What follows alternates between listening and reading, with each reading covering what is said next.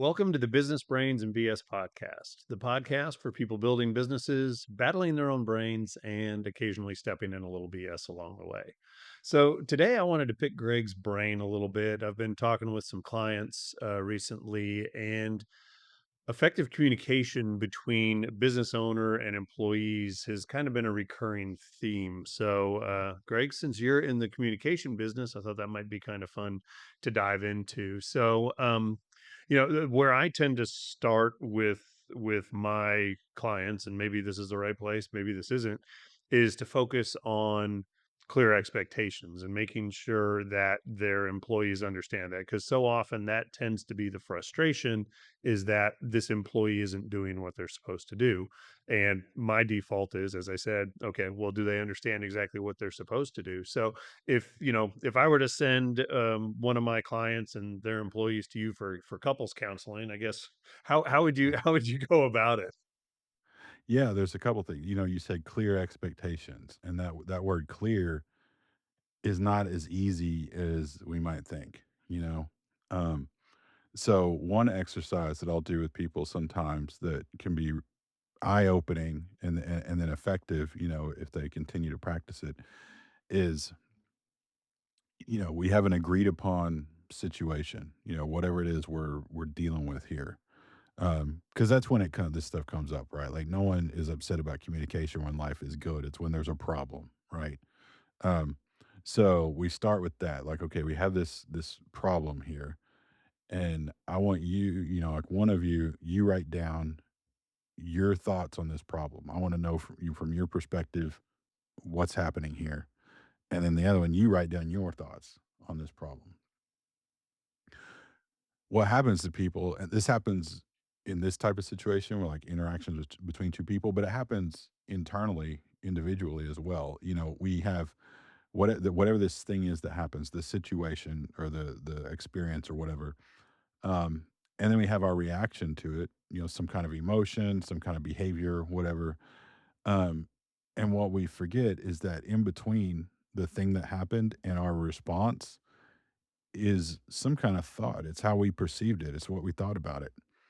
And so, like, an example I use as a client, this is a dating example. I need to come up with a new fighter, but I like watching like the UFC fights, and if you've been watching UFC as long as I have, you'll remember Forrest Griffin. He was a really famous UFC fighter back in the day, and one of the things that was interesting about him is when he would always he was kind of like what they would call like a slow starter, and it took him a minute to kind of get warmed up and going, and so he'd be in the fight and kind of being a little slow to get moving, and then he gets punched in the face a time or two, and he would smile. Like, he would like a genuine smile, and he'd start moving around and getting kind of into it, and then he'd turn it on, and really start fighting.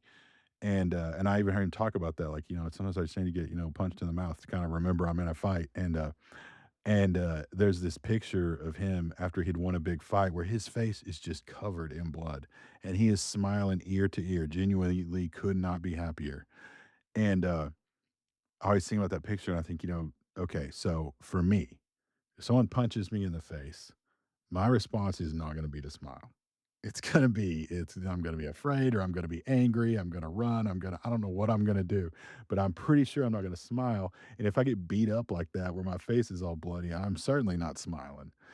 So what's the difference? What's the difference between him and me? Well, it's how we're thinking about the fight.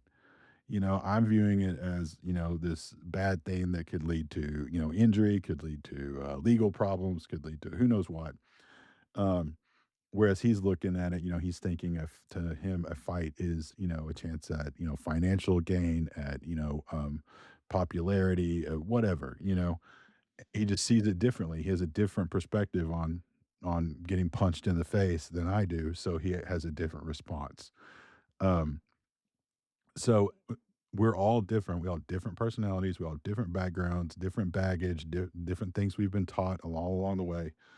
And so in every situation, we're gonna see things differently. You and me could be in the same room, experience the exact same thing, but when we tell the story, it's gonna be a little different because of those things. So we start there, okay, you tell me, you write down your thoughts, you write down your thoughts, and then we share them, and then we see, usually right away, we're dealing with 2 different perspectives, at least slightly, and then that explains to us why we got the different responses, you know? So when you talk about clear expectations, well, what's clear to you might not be clear to me and vice versa. But if we do that, if we can start there, okay, before we get to the point of, like, we're mad and yelling at each other or whatever, if we can say, "Okay, clearly there's a misstep here. I wanna know what you think give me your perspective about this, and then I'll give you mine." And if we can calmly do that, that'll help right away. We're like, "Okay, I see the mistake here. This is how I see it. Now I know how you see it, and now we can probably come to, like, an understanding," you know?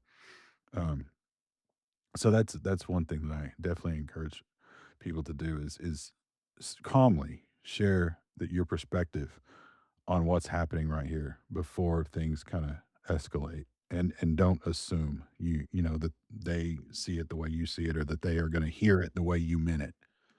Yeah, one of the exercises I like to do with my clients, and I love that you said this because, like, yay, okay, maybe I'm doing something right. Yeah, is I'll have them write down the top 10 things that they think the person's responsible for, and then I'll have them, without sharing their list, have the person write down what they think their top 10 things that they're responsible for are, and then compare the lists. And very often, to your point, they think that communication has happened when really it hasn't. And I think, sometimes we get employees. I remember, had a salesperson working for me, and we'd done training and all sorts of fun things. And at one point, I sat down and I asked them, "Hey, what if you had to describe your role with this organization, what would it be?" And they said, "I'm an ambassador for the organization." And I thought, red flag, red flag. I did, and it was not that person's fault. It was my fault because I did not help them understand what the expectation was. So, when you find yourself in a situation like that, you're talking about clear expectations or talking about having that conversation. how do you how do you check in and make sure that what you as the owner is asking for, have said, how do you make sure that it's been heard and then that action's taken on it? Yeah, so as far as making sure it's heard, that's also huge. I mean, that goes right into sharing perspectives. Like, it does me no good. You can sit there and read your sheet. This is what I think. I have to be listening and paying attention. And, it's kind of cliche. I think people have heard this a lot, but, the idea that a lot of times people are listening to speak, waiting so that they can make their next point. When what we want to do is listen to understand. Um, so there's a really good acronym that you can use for this. It's one of the things that you learn like your first semester of how to be a counselor school. Um, the acronym is OARS, OARS. Okay, so it's just an acronym to help you remember how to practice good active listening. Okay, so the O stands for open-ended questions. So, two types of questions: open-ended, closed-ended. A closed-ended question would be something that you can answer with like a one-word response, often a yes or no question. Is it a good day today, Eric? That's a yes or no question. An open-ended question is something that requires more of an explanation, requires, sentences. So if I say, "Are you having a good day today, Eric?" That's closed-ended. A better way to ask would say, "How's your day today, Eric?" That's open-ended. Then you have options, you know, different. You can tell me it's a great day. You can tell me it's a bad day. You can tell me any number of things. So that's the O, is open-ended questions. All right. The A stands for affirmations. So affirmations, it's offering encouragement as you go throughout the conversation. Um, People respond well to like positive reinforcement. And it's easy to forget that, especially if you're in like a kind of a tense situation, somebody's been messing up, or you've been messing up or whatever. Um, but in a situation like that, I would argue it's even more important to throw some positivity in there. So affirmations can be big things, but they can be little simple things too. It can be something as simple as, "Okay, well, I'm glad you said that," or, "Oh, that well, it's good that you did that thing," and the more specific you can be, the better, like, um, you know, "Good job, completing this spreadsheet for me is better than good job." Like, I've told you what I'm happy about. So when you're having these conversations, trying to find places to slip in some of those affirmations, some of those that positive reinforcement, goes a long ways. It makes people want to keep talking to you, you know, because you're not just beating up on them. And then the R stands for reflections. So reflection is just I'm just being a mirror. I'm just reflecting back what you're saying to me. There's 2 types of reflections. You can reflect content, meaning like the actual words you said. So if I say, "How was your day today, Eric?" And you say, "Oh, my day's going well. I had a good start to the day, got a workout, and things have gone well at the office, and now I'm doing this." And so I reflect back, "Okay, good. It's been a good day. You've got a good healthy routine going, work was well." I'm just reflecting back the words you said. And then that just lets you know that I have heard and understood what you told me. The other type of reflection is a reflection of feeling. So, um, maybe that's you tell me like, I'm feeling really happy today. Or maybe I listen to you describe it and I'm like, oh, so you're feeling pretty enthusiastic, pretty optimistic today, and I remember my professor in school said this, and I always remember it stuck with me. It's good advice. He said the nice thing about reflections is when you're reflecting feeling is it's a win-win because even if you get it wrong, they'll immediately correct it for you. So if I say, "Oh, so you're feeling good today. You're happy. You're enthusiastic," and that's not correct, you'll jump in and be like, "Actually, I'm a little anxious. That's why I've been trying to really dial it in today because this thing's going on." Like that's the human instinct is just to jump right in and tell me this is the correct answer. So I get the right information either way, and then I just reflect it back to you. Oh, you're feeling anxious. Okay, yeah. Um, so reflecting but content and feeling, and that's if you want to score bonus points in the counseling class, you reflect both together. You know, oh, okay, so you're feeling anxious because you've got this going on today, and this is that implication. So you're a little on edge, which is why it was important to start your day off good and get a good day in at work, and you know, um, so now again they're hearing that you get it. Um, and then the S, the last letter is S for summarizations. So once you've kinda talked for a little bit, you feel like you're at a good place, like, if you're thinking about it in writing terms, maybe the end of a section, the end of a paragraph, you know, then you put in kinda summarize it, put it all together in a sentence or 2 so that they understand you got the main idea, right? Um, and it sounds very simple, this OARS thing, when you lay it out like that. But it's not how people are used to communicating most of the time, and so it's harder than people might think it is. Um, Another little extra bonus points thing you can do is try to use more reflections than questions. A lot of times when people are doing this, their instinct is they get the open-ended questions part, which is good. Mhm. But if you ask too many questions, even if they're open-ended, it starts to sound like an interrogation more than a Right. conversation. So throwing in so, in a class I took, they were covering this and they had us record, fake sessions, like mock sessions. I just say mock sessions because it was not a real client, it's one of Mhm. the people in the Kinda like a role class. play. Um Right, exactly. And some poor transcriber that I feel sorry for this was before the days of AI. Some actual person had to listen to all these conversations, and they wrote out all your response. They labeled all your responses and scored you, and the goal was 3 reflections to every question, Mm. um, which when you hear it done that way, you totally get why they say to do that. For me, that was difficult, like, that took some practice. Um, when you're trying to get information, that's the instinct, is just to keep asking questions. But like I said, that can start to kinda wear on somebody, so when you can get the same place by doing the reflections, I don't have to ask, "How do you feel?" I say, "Oh, sounds like you're having a good day today. Seems like you're in a good mood."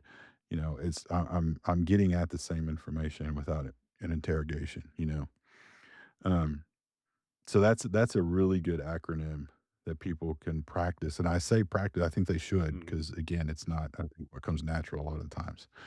Um, to practice that and, it'll do wonders for your communication. So back to the job, example, if an employer is trying to get something across, um, it's good for the employee to practice that. Okay, this is what I'm hearing. This is what I'm picking up. Also, on the other side, it's good for the employer to listen to the employee though and practice those active listening skills, so that the employee feels heard, so they don't think the boss is just talking at them. Right. That it's a two-way dialogue. Yeah, one of the cool things I picked up, there's a book, Never Split the Difference, by Chris Voss. He was the lead hostage negotiator, I think, at the global level at one point, if I'm not mistaken, for the FBI.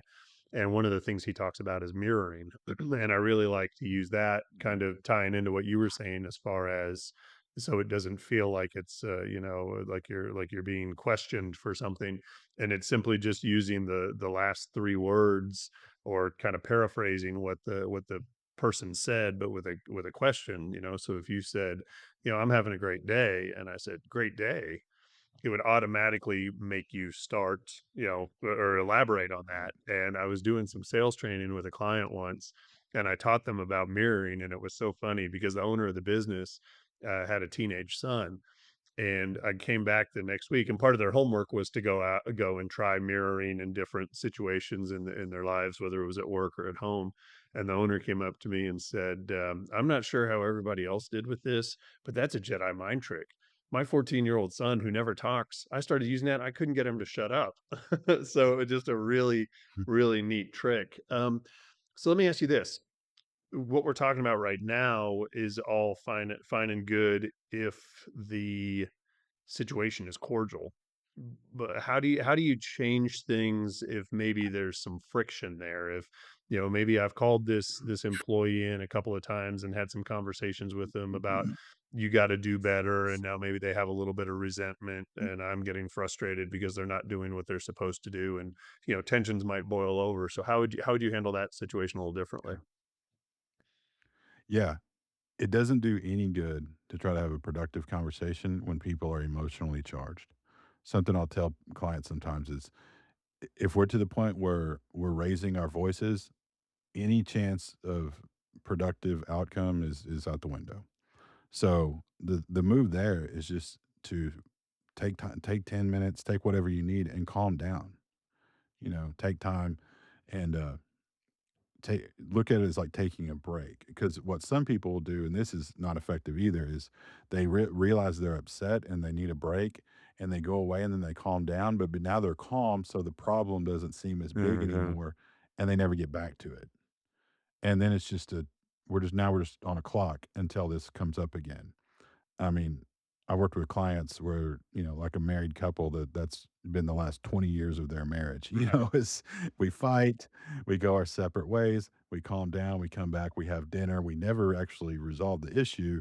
And so this cycle repeats every month or whatever. Um, so you take a break to calm down, but then you have to come back and talk about it once you're calm, and trying to use these types of techniques so that it's productive. We're not just going in circles. But yeah, and then we get into, some people are better at calming themselves down than others, and so sometimes it means you have to learn how to do that. It's interesting. Um, Anger, is a really powerful emotion, and a lot of times we think of it as something that's destructive, because a lot of times it is, but it also serves a purpose in that it's kind of a defensive emotion. Um, you know, um, if you come at me kind of aggressively, coming back at you aggressively, like angrily, makes me feel safer than if I just actually expressed that I'm scared or sad or something like that.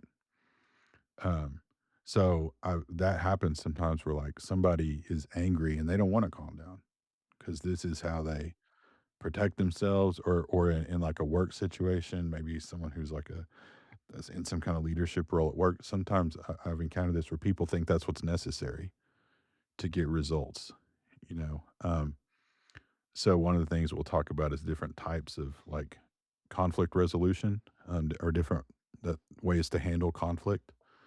Um, so you have at least 4 types that come up a lot. Um, you have your passive person, the passive approach, or the way they deal with conflict is they just let it go. So they avoid conflict, but they also don't solve any issues. Um, and these are the people that, get worn down over time, you know, because again, they're not having day to day conflict, but they're also not really ever getting what they want because they just kind of roll over and go with whatever. And that can be a boss or an employee, it can be that way. Um, so that's one way. And that's kind of one end of the spectrum. The other end of the spectrum is the aggressive approach, the person who gets their way by, being loud or being intimidating or being threatening. Um, so like in a work situation, this might be the boss that screams at people or, kicks the copy machine or, or threatens people, Um, and that also is effective sometimes in the sense that like maybe it gets people to do what you want them to do, but in the long run, it doesn't work because then people don't like you. They don't want to be around you or they don't want to work for you or work with you. And um, so, but in the moment, sometimes it feels like it's working, because it's getting some short term results. Um, and for some people, it's like, also gives them kind of a sense of like power or strength or something like that. Um, then there's passive aggressive. Um, and I think we've all kind of experienced that too, where um, on the surface, it's passive. I'm gonna say something that kind of sounds like I'm being a team player or I'm being nice, but there's that thing on the back end, that little biting thing, that's it's aggressive, but in a way that I can kind of deny it if you bring it up. Um, like, I really like the way you handled that, Eric. That was good for someone who's never been in that situation before. Yeah.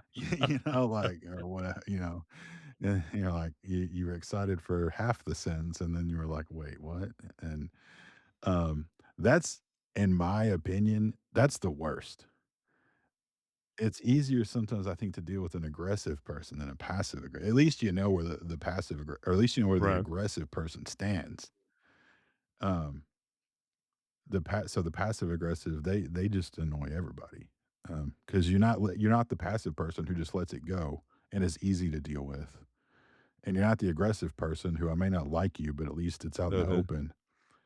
It's this constant emotional battle, Right. Kind of read between the and lines, so try to figure out what they're saying. Yeah. yeah, uh so that's the 3rd way, passive aggressive, and then the 4th, which is what we go for, it's the ideal is assertive communication or assertive conflict resolution.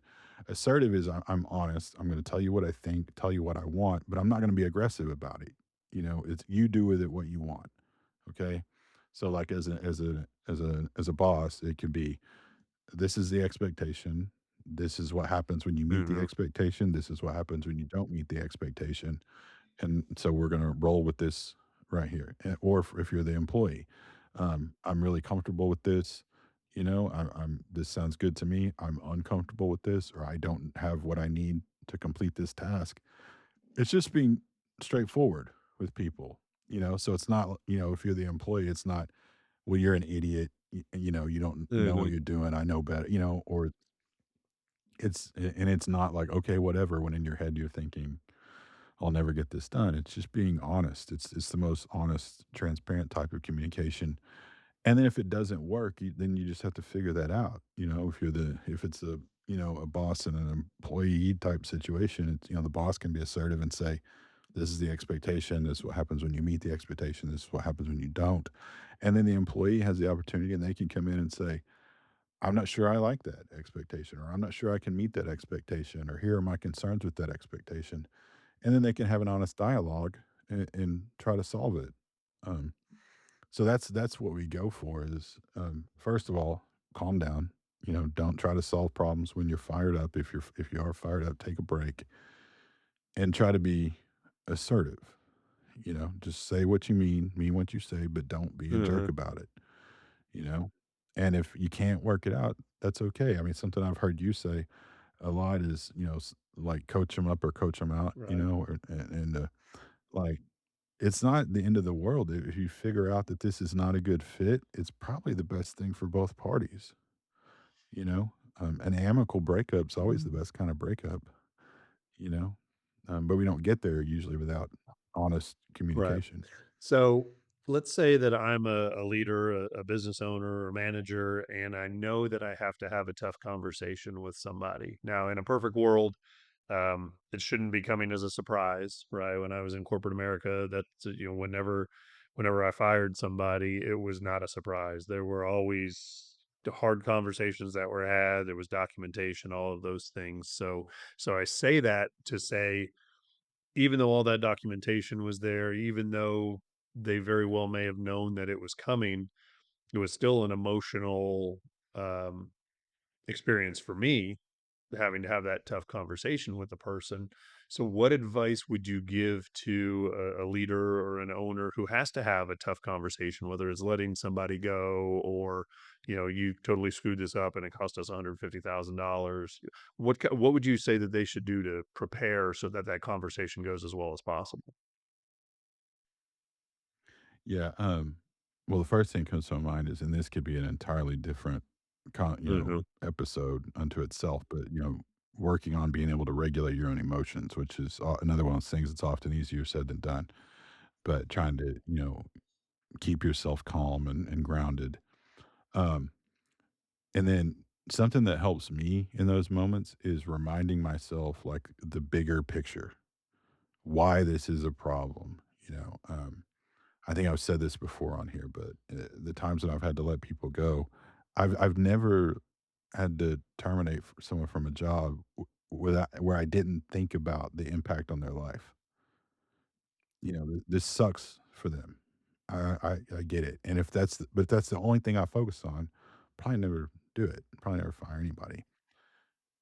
So what I have to remind myself of is, like I said, the bigger picture, how this affects everybody else, how this affects the company as a whole, how it affects our clients. Um, and usually, if we're in that type of situation, we're in a position where it's yes, it is does suck for this person, but keeping them sucks for everybody else or a large number of other people, and it's not good for the organization as a whole. Um, to stay where we're at. So I think reminding yourself of the bigger picture, the bigger goals, how everyone is affected by this, um, is a good way to try to manage those types of Yeah, yeah. situations. I think the other thing too, just from my personal experience, I remember I was heading down to Southeast Oklahoma and I had to have a tough conversation with an employee because what they wanted, what we were trying to get done for them, ended up not being approved, and it was probably a 2.5 hour drive for me, and the whole way I had the radio off and I just practiced what I was gonna say and thought about what their response would be. And the funny thing is, I thought about it as I was driving into town. I thought, "Thank goodness I did that," because the first probably 5 or 6 times that I practiced it in my head, if I had been that person, I would have punched me in the mouth, with the things that I was gonna say. So I think taking the time to think about, okay, what am I gonna say? How am I not overanalyzing it, but at least, basically having a game plan going into it of where are we gonna start? Where do we need to get? What if they get emotional? How am I gonna handle that? So that if and when it does happen, you're somewhat prepared versus, "Oh crap, I gotta call an audible. What am I gonna do?" And then a lot of times for me in situations like that, I either go into kinda, I guess, the freeze and my mouth just starts going and my brain is not engaged, or it's almost like it's almost like watching it all play out on TV, right? It's like, I'm no longer in this Yeah. conversation. I'm an interested third party watching what's going on. So if you find yourself going into that type of a situation, any suggestions or recommendations on how you can either get out of the freeze or get back into the conversation? Yeah. Yeah. So, yeah, in my world, we call that grounding, coming back to reality. What you're describing is a common thing. It's just a response to how we deal with, Mhm. stress, threat, that sort of thing. Um, so a good thing, it kind of depends on the situation, but like one good thing that you can do is intentionally focus on the real world Mm. right around you. So like for instance, if you catch yourself kind of dissociating like that, kind of where you're kind of leaving your body, forcing yourself to like, okay, what are 5 things in this room that I Mm. can see right now? Or like what can I feel with my body right now? I feel my feet on the floor. I feel my butt in the chair. I feel the shirt draping on my body. Or what do I hear? Forcing yourself to get back to it's like engaging your 5 senses, get back to the real world, in a way that's like safe and not like, what did this person just call Right. me? Like, um, so that's a really good way. There's also things, kind of like managing your physiological responses. Breathing is a great thing, just taking some deep breaths. Um, that's two that I use a lot. Because in my job, sometimes I hear things that are disturbing to me, you know, and but I can't lose my cool in a session because then that's not I'm not benefiting my client. Um, so a couple things that I do that I will share with people is one is breathing and two is muscle relaxation. Breathing is easy. It doesn't even have to be big and dramatic and obvious. You and I are talking and you start telling me about something you've experienced that's difficult, and I can sit here and listen to you and I just kind of just a few intentional breaths, and it helps kind of calm me down, puts me back in my body.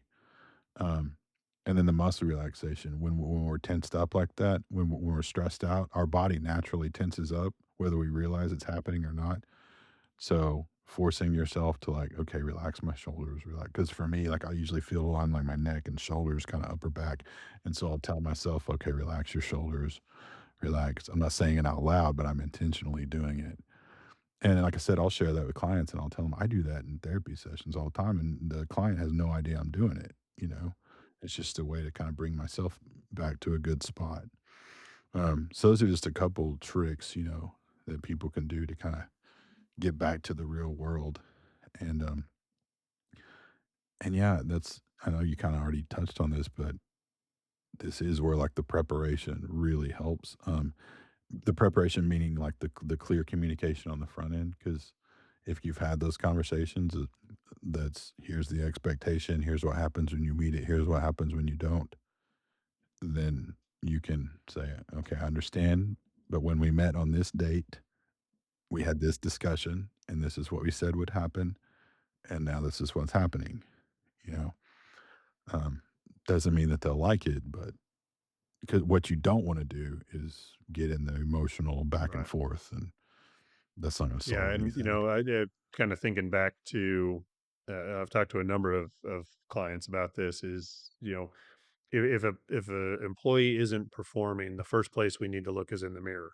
Say, have I done everything I need to educate them on what's expected, to give them the training that they need, to help them understand the systems and the processes, to make them understand the culture, to make them feel like they belong. And if I can say yes to each of those things, and that person is the problem, right? I can't want it more for them than they want it for themselves. So at that point, then it becomes, I and this may sound a little mean, but I didn't do this to them. They did this to them because they made the choice. Either they didn't have the skill set or they made the choice not to do what was being asked of them. Right, right. And either way, whether it's they made the choice not to or they just didn't have the skill set, at a point, this might Right. not be a good So, fit. so Well, all right. Well, that should do it for this episode of the Business Brains and BS podcast. Remember, progress beats perfection. Hope is not a strategy, but it is a necessity. And the BS that tends to hold us back, well, that usually starts in our own heads. So if you enjoyed this episode, follow the show on YouTube, Spotify, or Apple Podcasts, leave us a rating, and please make sure that you share this with a business owner who you think needs to hear it. So until next time, we'll see you.